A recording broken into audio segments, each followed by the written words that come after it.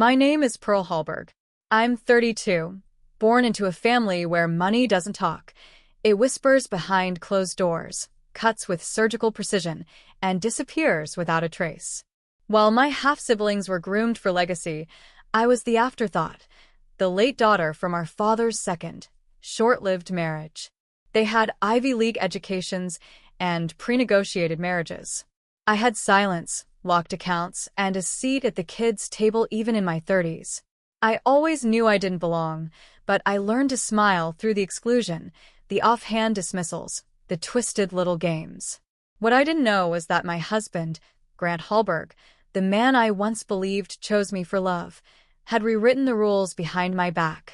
Now there's a fake prenup with my signature on it, my best friend locked in a psychiatric facility, and a target on my back I can't afford to ignore. The only thing more dangerous than being underestimated is proving them wrong. The safe clicks open like a jaw unhinging.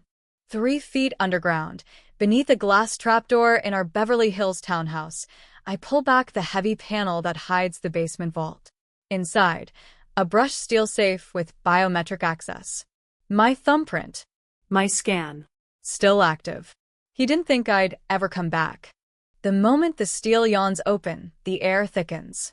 Like something knows I'm not supposed to be here. I kneel. There it is. Folder. Black. Label. Hallberg, joint. I open it with gloved fingers. Inside, copies. For documents, 1 notarized, 2 filed with Grant's trust attorney, and 1 I've never seen before. My name. My signature. But the date's wrong. The font spacing. The notarization seal. Even the staple alignment, right corner not left. Fake. He forged the prenup. Rewrote it. Invalidated my rights without my knowledge, and submitted this to his team. You don't lose a war by dying. You lose it by never knowing it started. That's what my mother once told me. Now I get it. I slide the fake doc into my satchel and leave the rest behind. I know Grant. He'll notice if the entire file's missing. As I rise to close the safe, the lights flicker. A red pulse snaps through the hallway upstairs. Security alert. Motion detected. No time. I shut the vault, bolt the panel. Dash upstairs through the back hallway and out the garden door. Camera blinks, too late. It caught my silhouette. Tires screech as I slide into the driver's seat of my Audi. I don't turn on the headlights. I don't need a beacon on my back. Driving fast. East. Silver Lake. I check the file again at a red light. The forgery's clean. If I didn't have a photographic memory, I would have missed the irregular spacing between Hallberg and trustee. I had the original locked away. With Delaney. I dial her. No answer. Voicemail. Again. No pickup. I grip the steering wheel tighter.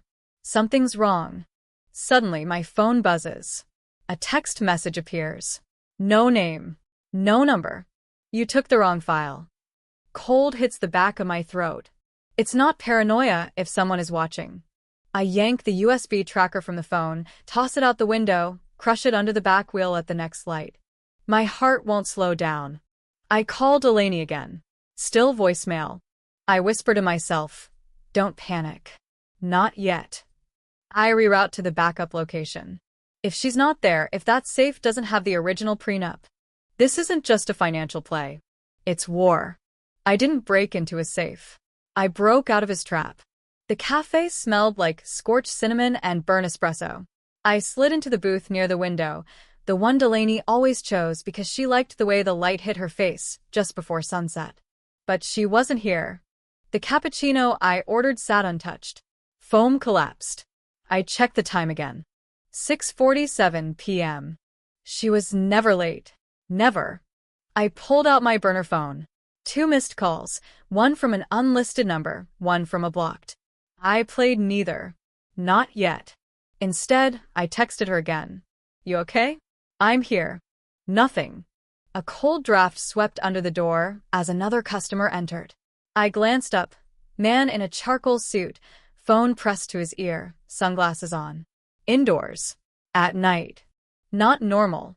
I looked away. Counted 3 more strangers who hadn't ordered a damn thing in over 20 minutes. One of them stared too long, blinked when I caught him, wrote something on his palm. This wasn't just a no-show. I slipped the phone back into my coat and left through the back exit. Alley, garbage bins, wet pavement.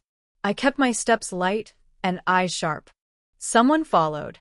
I ducked into a bookstore, circled through the aisles, waited, listened. Silence. Then I saw it, reflection in the glass pane behind the philosophy section. The same suit. He wasn't browsing. He wasn't even pretending to. I stepped outside fast, across the street without looking. My heart punched the inside of my ribs. By the time I reached my car, the parking meter flashed red. I didn't care.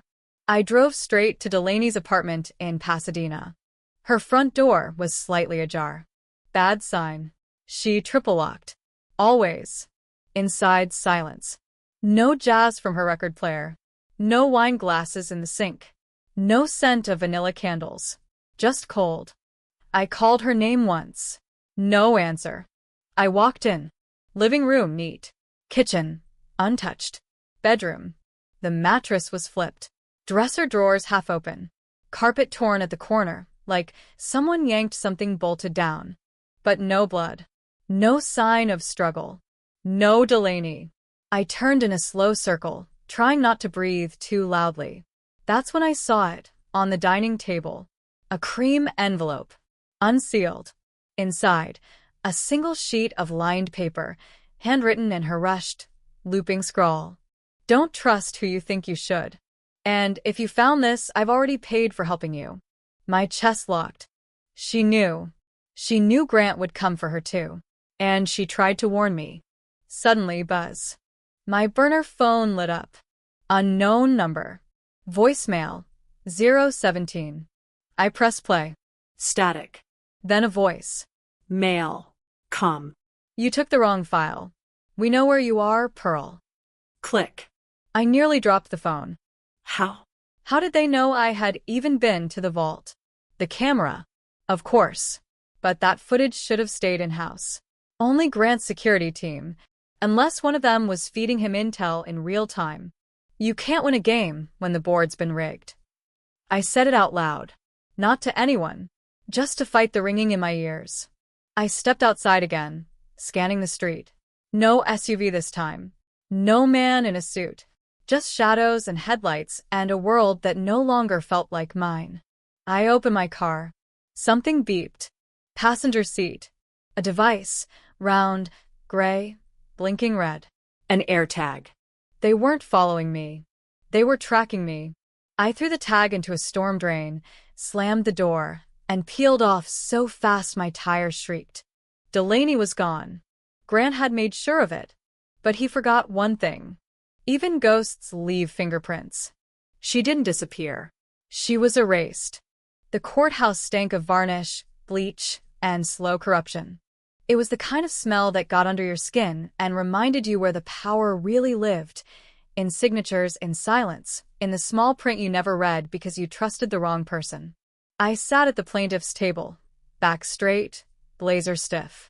Rhea Beaumont sat beside me, calm as ever, tapping a pen against her legal pad like a metronome counting down my destruction or deliverance. Across from us, Grant Hallberg leaned back in his chair like a man on vacation. Tan skin, crisp tie, not a care in the world. His lawyer, Victor Brandt, slicked his hair back with a hand that had probably signed off on more ruin than redemption. They knew something, or they thought they did. "You'll never touch my money again," Grant had said 2 nights ago. He wasn't just threatening finances. He was erasing my existence. Judge Nolan called us forward. Documents exchanged. Grant's legal team presented their version of the prenup first. It looked familiar. Mostly. But one clause stood out, an addendum I'd never seen, dated 6 months after our wedding. It stripped me of post-marital property rights. No residual shares. No interest in his trust. No claim to any real estate purchased in the marriage, even jointly. I didn't sign that. Your Honor, Victor said, voice smooth, rehearsed. We have here the official, notarized version of the agreement. My client provided this directly from his financial records. Ria stood, heels clicking. We object. This document is not the original. We have the actual prenup, signed, dated, and witnessed by Delaney Cross. A clean, unmodified contract.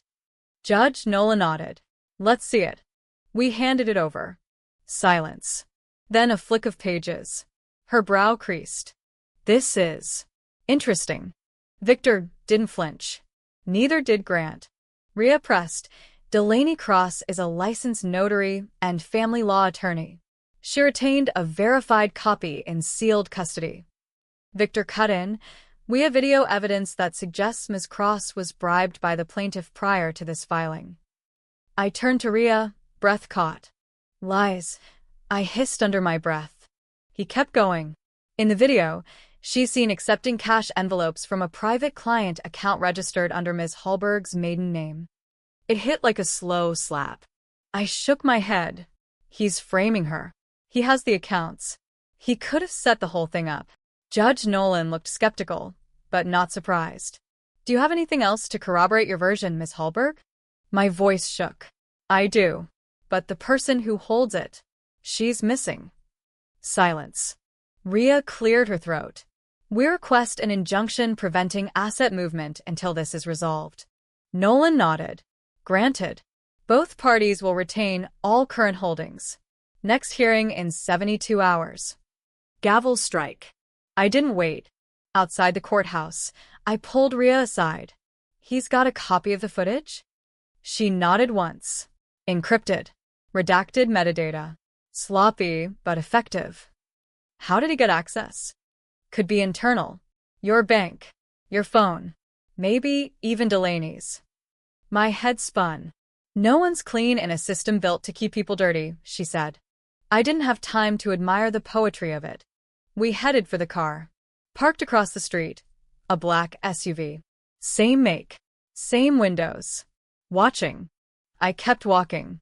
In the back seat of Ria's Tesla, I finally breathed. Only for a second. My phone buzzed again. New email. No subject. No body. Just an attachment. I opened it. A still frame. Me. Inside Grant's vault. Timestamped. 2 nights ago. Security camera footage I never saw. From an angle I didn't recognize. Someone else had access. Then a second photo. Not from the vault. From this morning. Me in the cafe, waiting for Delaney. It wasn't just Grant watching now. Eyes on the outside, Ria muttered, looking over my shoulder. Means someone on the inside's gone rogue. I stared at the photo again. The man in the background. Blurry. Sunglasses. But now I knew. That wasn't just any stranger. That was Nathan Voss. Grant's private cybersecurity consultant. A man I'd once seen wiping data off his burner with bleach and tinfoil. I remembered what he told Grant once at a holiday party, right in front of me. Privacy is a myth. You just pick which lie you're most comfortable with. If they faked a contract, they can fake a crime. Fog rolled over Big Sur like a warning. Low. Thick. Swallowing headlights. I pulled the rental Jeep off the gravel road, tires crunching sharp against loose rock. The cabin sat perched on the cliff's edge like it had been waiting for someone to fall. A single porch light flickered overhead. I killed the engine.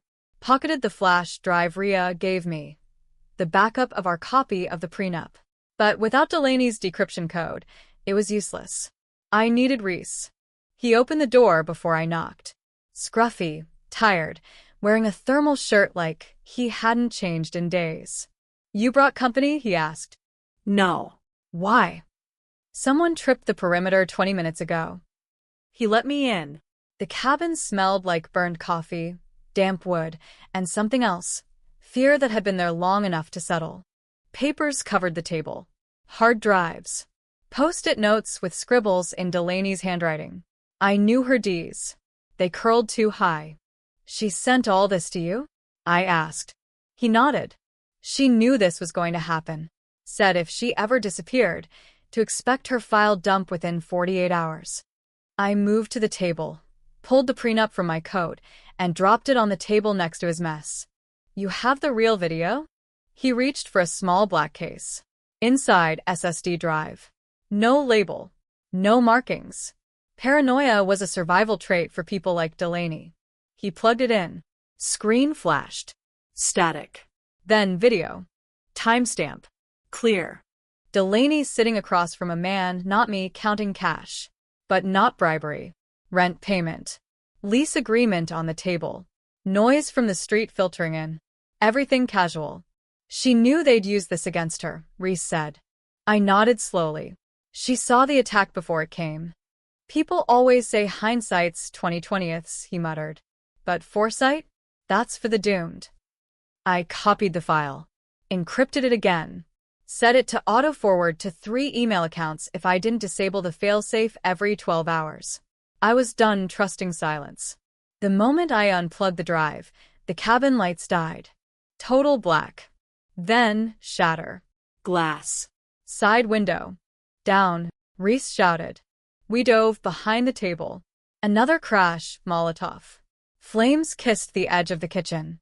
Smoke thickened fast. Heat punched the room from all sides. Reese kicked open the back door. Wind sucked in, feeding the fire. I grabbed the drive.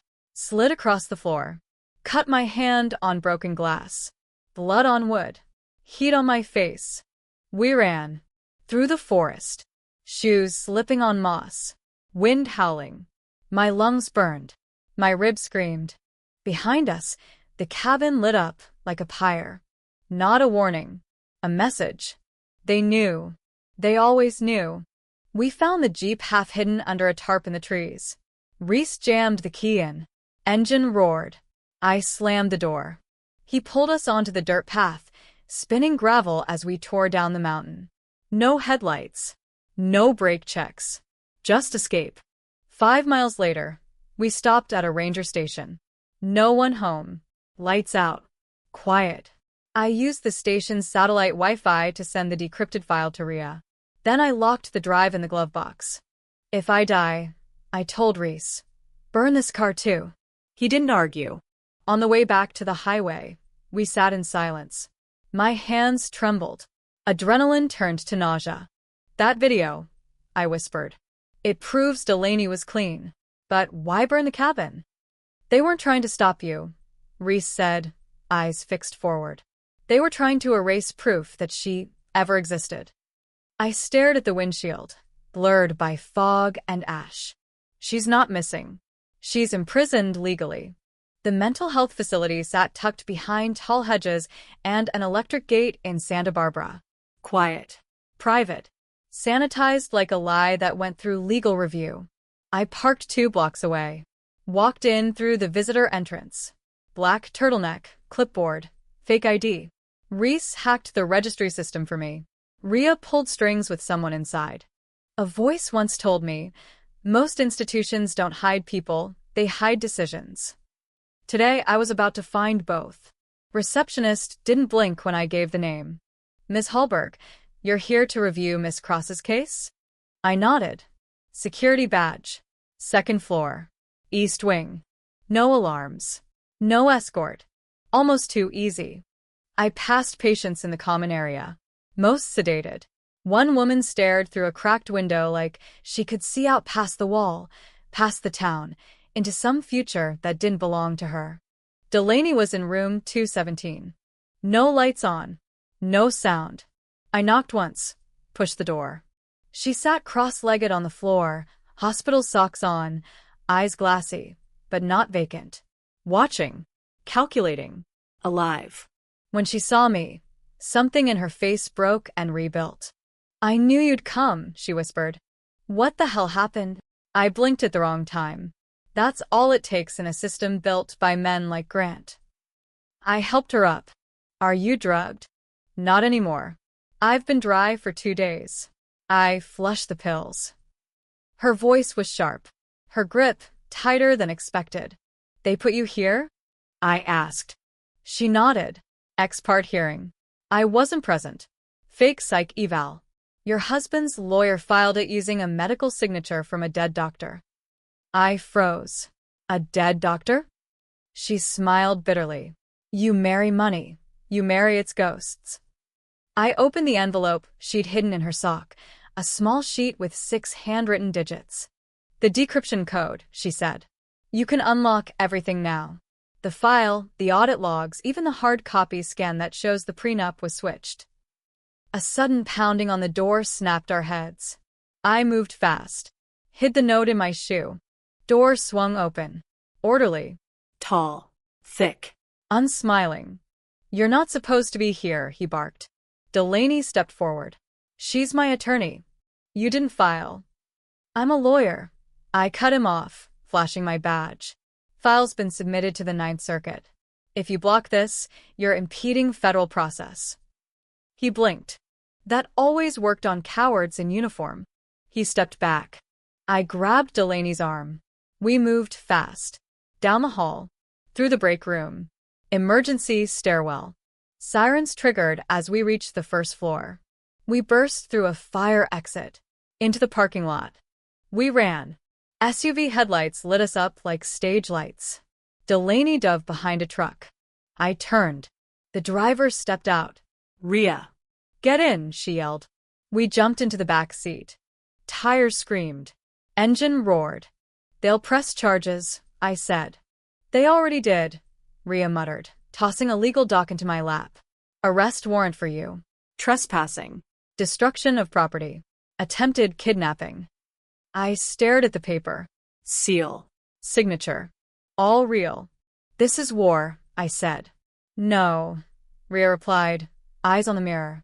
This is just the trial run. Delaney sat silent, knees pulled to her chest.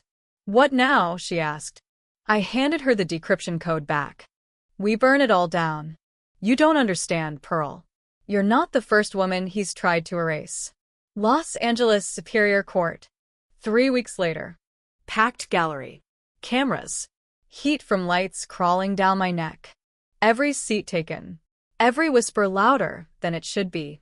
I stood at the front, spine straight, palms cold. Rhea beside me. Calm. Delaney 2 rows behind, no longer in a hospital gown, but a blazer that fit like armor. Grant sat with his lawyer, smug in Armani, tapping a pen like he had someplace more important to be. He didn't. Judge Nolan adjusted her glasses. We're here for final arguments regarding the validity of the prenup agreement between Pearl Hallberg and Grant Hallberg and the motion to void its most recent amendment. Victor Brandt rose first, all charm and contempt. Your Honor, my client provided a notarized, updated prenup. The opposing party's claims rely on testimony from a woman recently institutionalized, whose legal competence is under scrutiny. I didn't blink. Rhea stood. With respect, we've submitted timestamp surveillance video, metadata logs, and original digital backups proving the document was altered post-signature. Furthermore, we've proven the witness, Ms. Cross, was institutionalized under a fraudulent court order signed by a physician who'd been deceased for over a year. Nolan didn't react. She'd heard worse. But the jury had not. Rhea continued. We're also submitting transaction logs showing a $250,000 transfer from Mr. Hallberg's trust to an offshore account 2 days before the amended prenup appeared. An account opened under a shell corporation tied to one of his cybersecurity consultants. Risa's research. Flawless. I watched Grant lean toward Victor. Whisper. Then smirk. Desperate men don't smirk. They gamble. Judge Nolan exhaled slowly. The court will now review the material privately before ruling. A pause. No cameras. The room cleared except counsel and parties. 10 minutes later, the judge returned. Eyes sharp. Mr. Hallberg, your amended prenup is declared null and void. The original agreement will be upheld. In addition, this court is forwarding evidence of potential fraud, conspiracy to commit perjury, and unlawful institutionalization to the district attorney's office. A ripple of noise. A door opened behind me. 2 plainclothes officers stepped forward. One of them whispered something to Victor. The color drained from his face. They turned to Grant. You're under arrest for conspiracy to commit fraud and abuse of the mental health system. Cuffs. Silence. I didn't flinch. Grant's eyes burned into mine as they let him out. You think this is over? He muttered. I smiled. It is for you. Cut. The press conference happened the next day. Rhea handled most of it. I said only one sentence. No one should need to burn their life down just to prove it was theirs to begin with. I walked away from the microphones. Delaney waited by the curb, still pale, but standing. You win, she said. No. I survived. Same thing sometimes. Reese texted one final file. An image. Inside Grant's vault. A second forged document and signed. It had my name. And another woman's. His next target. The system doesn't stop with one monster. It breathes. Morphs. Waits for the next pearl. I made copies. Sent them to her. Then I booked a one-way flight to Lisbon. At LAX, I paused at the gate. Looked back once. A glass wall. A clean sky. Nothing chasing me for now. They say peace comes when the noise stops. But that's wrong. It comes when you stop needing silence to feel safe. He said I'd never touch his money. I touched his empire and burned it to the ground.